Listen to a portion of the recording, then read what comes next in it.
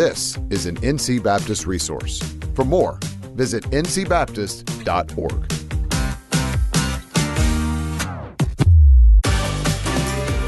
Welcome to the NC Baptist Podcast, the podcast designed to engage with ministry leaders around topics that will explore approaches and resources to help us be on mission together.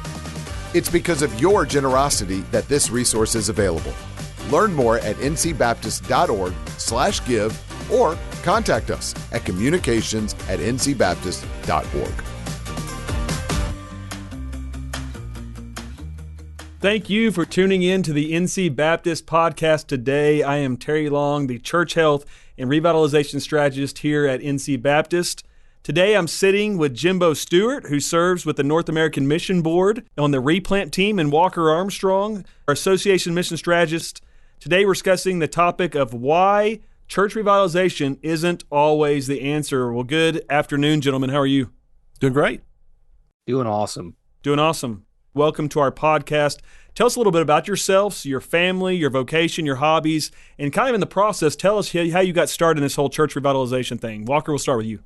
Yeah, I've been with the Pilot Mountain Baptist Association now for almost 7 years. Before that, I was involved in other kinds of pastoral ministries, church planting, church consulting with different state conventions, and also have a corporate background in doing organizational development, leadership coaching, et cetera. So I brought all that to bear. I was invited into the Pilot Mountain Baptist Association to help actually revitalize the association. So we've been fairly successful in doing that last 6.5 years. Awesome. Jimbo, tell us about yourself, how you got involved in the whole revitalization thing. Yeah, I grew up in South Mississippi, just 90 miles northeast of New Orleans, Louisiana, in a city called Hattiesburg, Mississippi, and became a believer in college after being a nominal Christian growing up, going to church some, but not super often. And all my experience was in dying churches full of old people. And even the church that I went to when I got saved as a college student was that. And I was planning to be a chef, was working in the restaurant industry. And as I finished college, ended up surrendering to ministry and have been serving in the local church ever since. And moved from Hattiesburg down to New Orleans to do seminary, worked at a great church there, and then felt like God was calling me specifically to replant a dying church in a demographically changing community. Didn't know the term replanting, but knew what God was calling us to do. And so we ended up in Jacksonville, Florida, and replanted a church here in Jacksonville. Last couple years in replanting, I'm an avid, curious researcher, and so I just started trying to find as much help as I could. And I'm pretty sure I just asked my associational leader enough questions that he hired me as a contractor and contracted me to help us think through revitalization and replanting strategy as an association. And then the North American Mission Board asked me to come on with them. And so I've been full-time with the North American Mission Board since 2021 as a replant specialist focused on replanter development, meaning that I work with denominational entities such as associations, state conventions, and seminaries to identify, assess, and develop replanters through residencies and assessments and trainings. And I get to learn from guys like Walker and yourself. And a few years ago, Bob Bickford and I started a podcast that's much less complicated process than what you get. Man, you guys have got the serious setup here. Replant Boot Camp, where we just have a lot of fun talking about replanting and revitalizing dying churches. That's awesome, man. So just jumping in, and I'm sure at NAM and on the association level, Walker, with your specific association of churches, we're saying in our state, upwards of 9 out of 10 churches are in need of some type of revitalization. At the same time, we always like to share the quote, prognosis without diagnosis is malpractice, right? I often think that sometimes if doctors did what we do sometimes in the revitalization field, they might get sued for it. We just get away with it and write a book, right? And so it's not a one-size-fits-all process. Jimbo, starting on that a little bit, why the assessment is so important for really how you engage a church, specifically where they're at in the life cycle and what process may be helpful for them. Yeah, so one of the things that we have to understand is that church revitalization is just as contextual as discipleship is, right?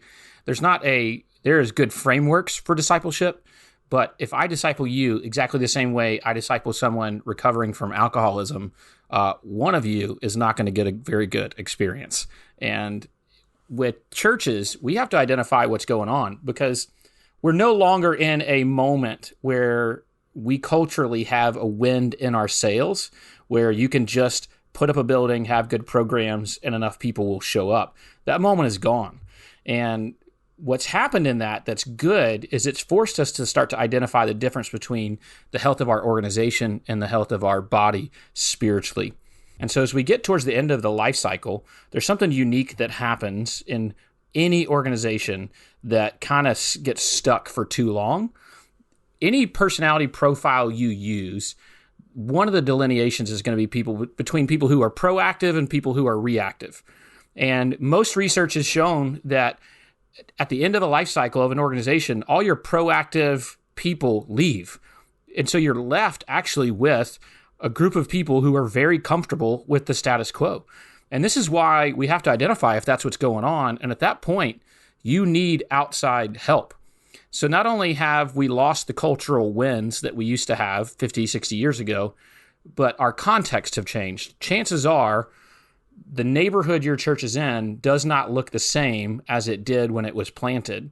And if you haven't had a missionary mindset to learn the culture of your community and engage it in a missional way, putting the mission over your own personal preferences, then your church is probably dying in the midst of that.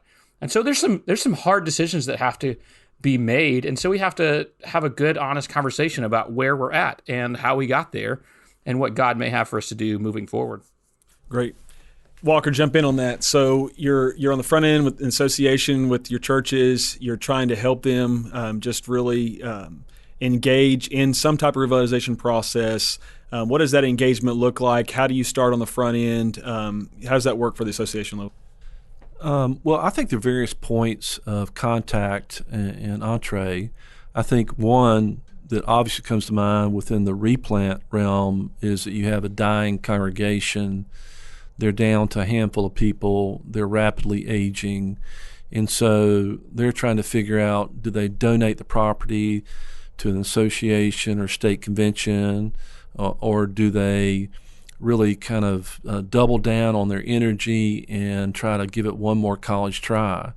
So, when you're invited in as an AMS, you want to come in with kindness and gentleness and forethought about what is it like for them emotionally.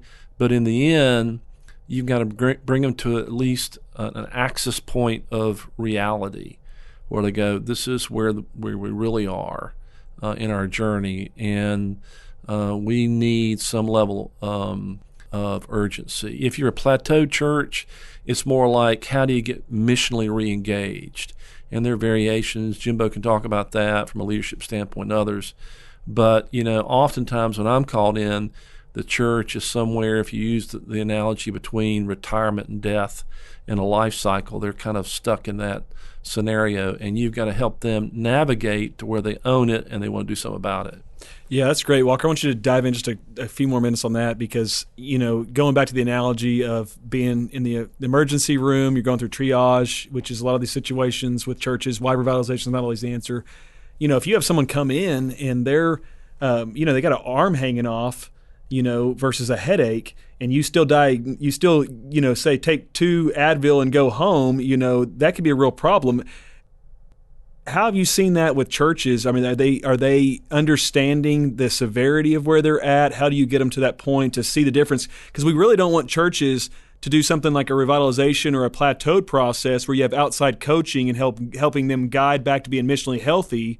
If they don't have the horses in the stalls, or they don't have the resources, we don't want just to take them through some paperwork that's going to sit on the shelf for a couple years and disengage in the process. So how are you seeing that play out in a real life example?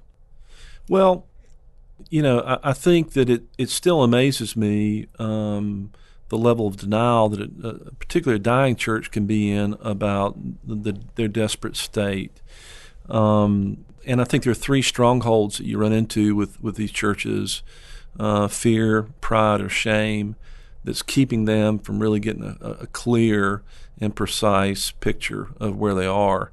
And I think that you got to be willing to walk with them. My mind harkens back to Acts 20, where Paul is warning the Ephesian elders to take care of the flock, because he predicts, it's really interesting to me, that wolves will come in. And what I've experienced with replants and revitalizations, particularly replants, is that, there's a shyster on every corner who's got an idea about how to put the church back together. And again, you're invited in as an AMS, and so you're trying to walk them through a prayerful process where they hear from God and they make courageous steps. And you've got to warn them that people come in with a quick fix, in a savior perspective and a savior persona. And so for us, in our role, I'd love to hear Jimbo chime in on this, but for us as AMSs, it's really along the lines of how do you balance gentleness with directness? Yeah. Jimbo, jump in on that. I mean, in your experience, just being a practitioner in the field for many years, how have you been able to balance just the engagement on the front end of the reality of where a church is, and then giving them really, hey, here's a picture of what process would be best with you? How do you engage in the room on that? So the passage I've utilized the most in that conversation is in the 5th chapter of Joshua. Joshua has led the Israelites to cross the River Jordan, and they find themselves now in the Promised Land. But there's a lot of battles ahead of them, and so Joshua, as a good leader, is surveying the situation before him, trying to figure out what the plan is. And so he kind of heads early in the morning before everybody else to Jericho. He's walking around, and he's trying to figure out what to do, like any good leader would. But he encounters this man, this soldier, with a sword drawn, which we all, I think, believe that's a Christophany. That's Jesus himself, the commander of the Lord's army. But Joshua doesn't know that, right? And so he just sees a guy with a sword drawn. And so he says, are you for us or are you against us? Or depending on the translation, right? Are you for us? Are you for our adversaries? And I'll kind of go through that passage with the church, and I'll say, I recognize that me walking in as an outsider right now, you probably feel like my sword is drawn. And you're probably asking, am I for you or am I against you? And I want you to know that my opinion actually doesn't even matter in this conversation. I'm not here to tell you the brilliant answer that Jimbo has. I just want to facilitate. And ultimately, we want to look at, like in the 7 letters to the churches in Revelation, and we want to ask Jesus to consult. And we want to ask, see, Joshua asked the wrong question first. And so he brought what he thought was his plan and his army, and he said to what he didn't know was the commander of the Lord's army, are you for us or against us? And here's what I love is it wasn't a yes or no question, but what does the commander of the Lord's army say? No. It wasn't a yes or no question, but he says no. In other words, you asked the wrong question. Then he tells him who he is. He says, but I am the commander of the Lord's army. And I always tell churches, when I go to that passage, I'll say, what we have to understand in this conversation is we're not asking, what's the cool program we need to do? What's the fix-it mission opportunity that we need to do? Do we have to get haze and lights and a cool pulpit and wear skinny jeans? Do we have to, that's not the questions we're here to ask. And the shyster on the corner that Walker's telling you about is trying to sell them something that really is just a Band-Aid fix for the organizational health, but it doesn't address the body health. And so I tell them what we've got to ask is the right questions. And the next question, so once Joshua understood where he was and who he was talking to, he said, what would you have me do, Lord? I said, now, I'm not coming with a sword drawn. And Jesus really, maybe his sword is drawn, but it isn't to attack you. It's the word to cut us and help us. And this is a discipleship process. And so our question isn't, what's the coolest way? What's the most strategic way? Our question is, Lord, what would you have us do? And we have to understand that we can't bring before him our favorite programs, our favorite way of doing things, and hold those tightly and go, Jesus, are you for these or are you against these? It's the wrong question. We have to open our hands. We have to loosen our grips. And what we've got to understand is many churches die, but if they'll choose to die to self first, then they don't have to. If they will lay it down at the feet of Jesus and say, what would you have me do, Lord? And take an honest look. A Romans 12 would call it a sober assessment, right?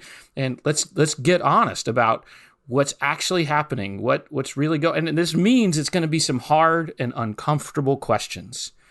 And what I found is I'll usually begin the conversation that way, because what I don't want to do is come in and they think that I'm bringing a quick fix, and then I sneak like left hook them with some stuff from the Bible. And I just want to up front be like, we're having some hard conversations here. And some of these things you're going to feel like I'm trying to draw a sword on you, but I'm not.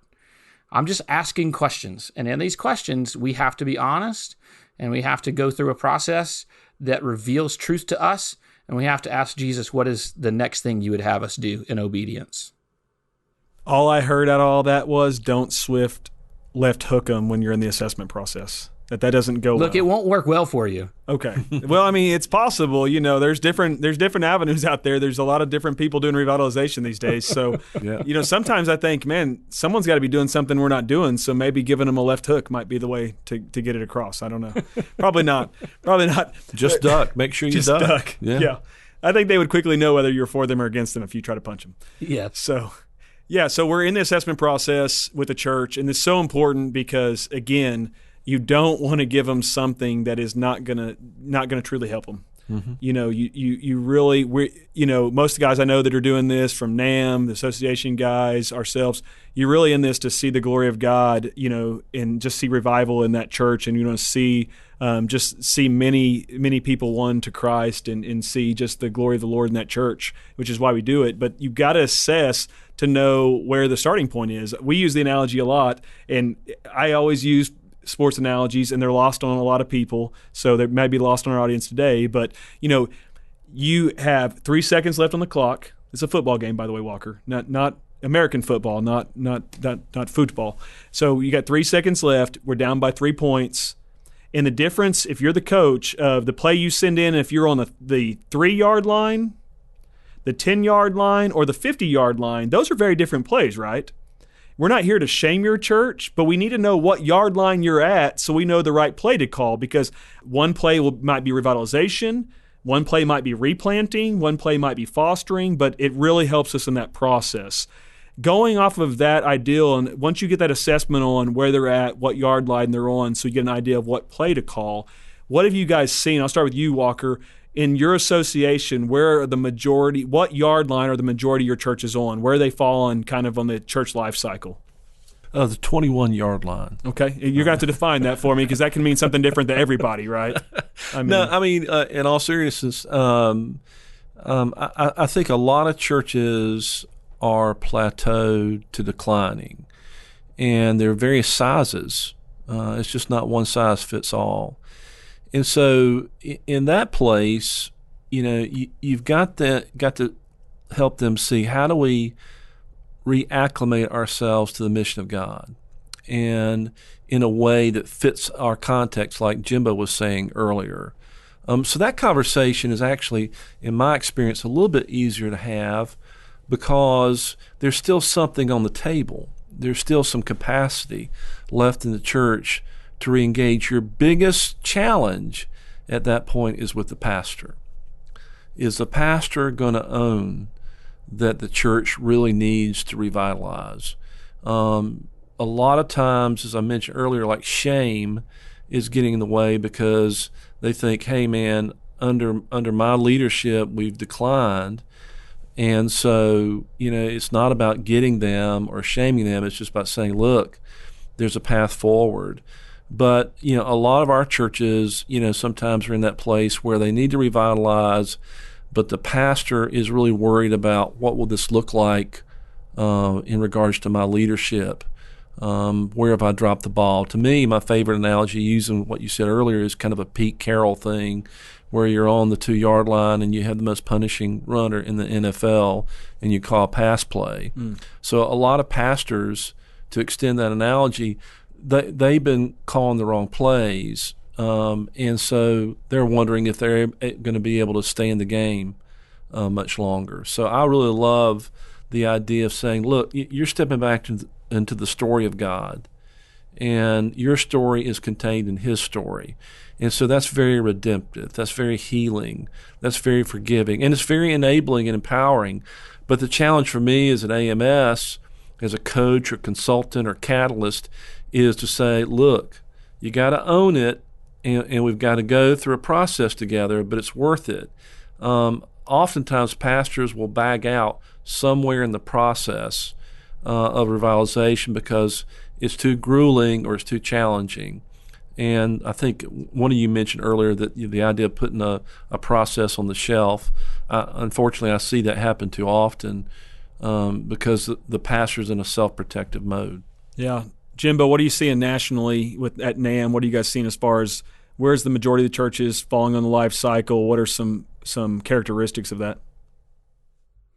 Yeah, because of that cultural wind issue that I mentioned earlier, I think we're at a moment in history where churches that were planted by the builder generation, they're coming to an end. And a lot of these churches are towards the end of the life cycle, and they've got a pastor there that the entrepreneurial approach, the bootstrap mentality of we can do this on our own has led them to isolate themselves from outside help of any kind because of the shame that comes with that, or the pastor has not planned well for his retirement, and so he's holding the church hostage while he's just leading them through hospice care, and because he's trying to figure out how he can financially survive. And so part of this is we have to recognize there's a big difference between fighting to keep the organization alive and to keep the body on mission the way that it's supposed to be. And keeping the body on mission, here's what I tell you. Here's what I've encountered in every single church I've been to, is every single church has to continually figure out what it means to die to self. Yeah. And part of that, I think we're in a moment in history where we're going to have to fully embrace cooperative partnerships with other churches. We're going to have to move beyond the shame of we can't do this on our own, and we have to recognize none of us can do this on our own, nor were we ever really intended to. We had a moment in American history where the wind was in our sails and there was a cultural benefit to being a Christian and being a member of a church and going to church, and so it was just a lot easier to keep the organization healthy. And as that moment has gone, we finally now have to realize in American history, man, we can't do this on our own. We got to figure out how to link arms together and practice what we preach when we say we're all on the same team. And man, I would say more churches need to figure out how to receive or give partnership than ever, which is just seems like an obviously biblical idea.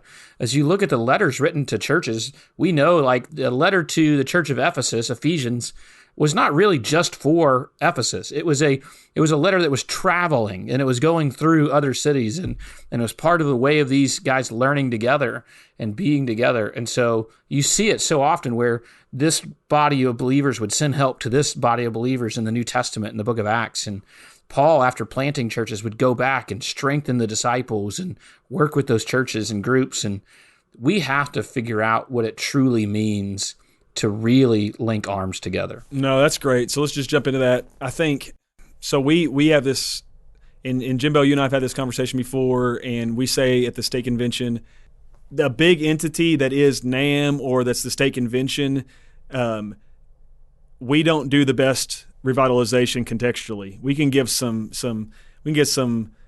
assessments, we can give some books, we can give some different things, and we should do all those things, right? We should provide those resources, but revitalization happens best, especially contextually, on the association or church-to-church level, the local church context.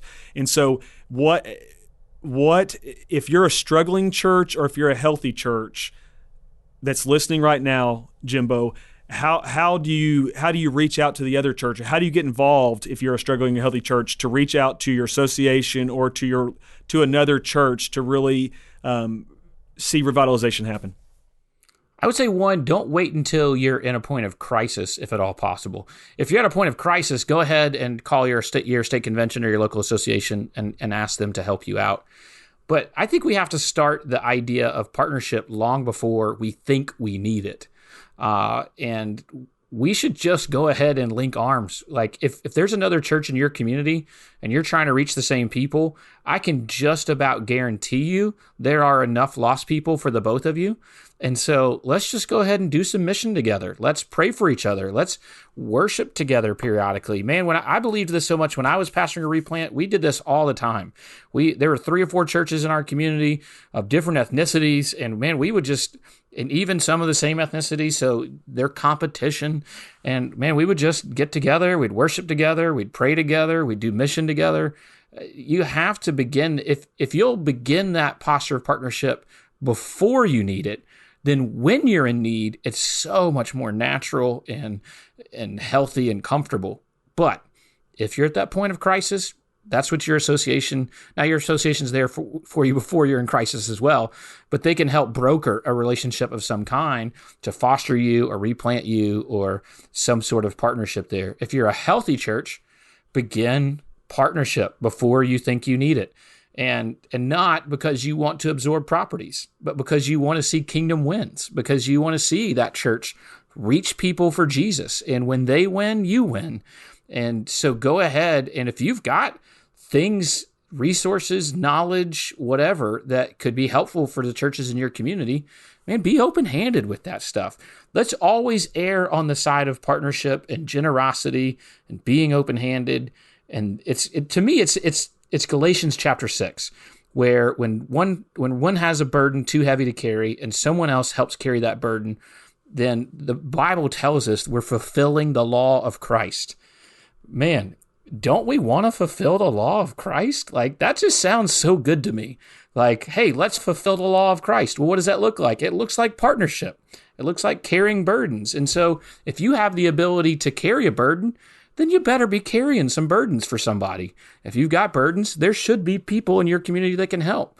It's so overused, but man, we really are better together. And so I would say it's a rare exception that you don't legitimately need partnership to make you better. I think we all have to start there. Amen. Well, guys, it's been so great having you today. I do want to ask one more question. Anything that you felt like needs to be hit on that we haven't hit on, or specifically for a pastor or a leader that's listening today, what's your advice to them? Jimbo, I'll start with you. We'll let Walker tie the bow. My advice would be there are no shortcuts. Anything that tries to sell you a quick fix is not going to work, because, and you just nailed it on the head so well, Terry, this is a discipleship issue. This is not primarily a systems and structure and strategy issue. I think systems and structures and strategy do have to be shepherded, and they have to be evaluated, and we have to make sure that they are playing their proper role, which is to support the mission that God has given us. But and most likely those things need to be addressed. Your systems, your strategies, your structures, all of those things probably do need to be addressed. But even if you get all of those in the right place, that's still not going to revitalize the church. It's going to set you up to be able to revitalize the church, but revitalization is about discipleship. Church decline is about a lack of discipleship.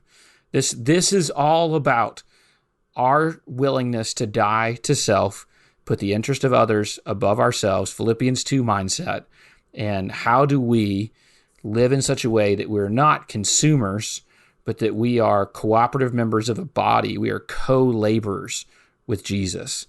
That has to be the approach and the posture. Any church revitalization approach that doesn't take you to discipleship is missing the mark. Amen. Amen. Walker, you get the last word, man. That's pretty powerful, Jimbo. I don't know what I can say other than that. I would say the only thing I could add is you're not alone. And that you have brothers and sisters that want to walk with you through this, including, other congregations that you don't need to mistrust, that want to be in the journey with you. And I think that, in our ecclesiology as Baptists, what happens is it's easy for guys to get in rabbit holes and then think that they're the only one struggling with this. And it's just a church of their size or their lack of capacities or resources. And the reality is, because it's a discipleship issue, we all deal with this. I've got very large churches in my association that are rebooting, after COVID. And so it would surprise normative churches about that reality. But it's true. And so, but if you're in community together as churches linked in mission, then you get to hear these stories. If you're not, then you're just sequestered and almost condemned to this isolated way of approaching ministry. And it's just not the way God intended. I think if we link arms together, we see, greater things happen. I think great revivals, are not just about individuals rediscovering God through prayer and other aspects and reorientation of the word and mission. It's when believers of other churches link together that you have spiritual awakening. So, and I would say to AMSs, to people at NAM, to people at State Convention, hey, it's hard work. It is hard work doing this. It's grueling. It's a glorious grind, but it's still grueling. But we're not alone. I've got friends like you and Jimbo and Bob Bickford and Mark Clifton and others that are pulling the same direction, and that's a big comfort. Amen. Well, guys, thank you all so much, Jimbo, Walker, for being a part of our NC Baptist podcast today. I really believe, what we're doing, how we're all working together on this is making a difference. Our listeners today should recognize that our associations, our state convention, NAM, we're all working together on this. Jimbo, tell us if someone listening today wants to learn more or get some more resources from NAM, where do they go? How do they get connected to the website? churchreplanters.com will take you to our part of the website at NAM. There is a lot of resources there for you. We've got a lot of events that are for you. We've got surveys that you can take, books that we recommend, podcasts we recommend, blogs, a lot of other things. So churchreplanters.com would be where I would point everybody. Walker Association, they're around the Winston-Salem area. How do they get connected with you guys? We're at PMBA, Pilot Mountain Baptist Association.org, and you can reach us there, and we will link you back to NAM. Amen. Well, you can visit the ncbaptist.org/revitalization webpage. We'd love to get you connected here with the NC Baptist Revitalization, Revitalize NC. Our resources, all that we can offer you, especially our revitalization assessment to kind of get you started on this, figure out where you're at in the life cycle. Just wanted to thank everyone for joining today. Thank you for listening. Because of your generosity and the generosity of all the NC Baptist, revitalization resources are available to NC Baptist churches. Our team would like to help you assess, evaluate, and modify areas of need in your church where revitalization is necessary. Let us be on mission together. Thanks for tuning in.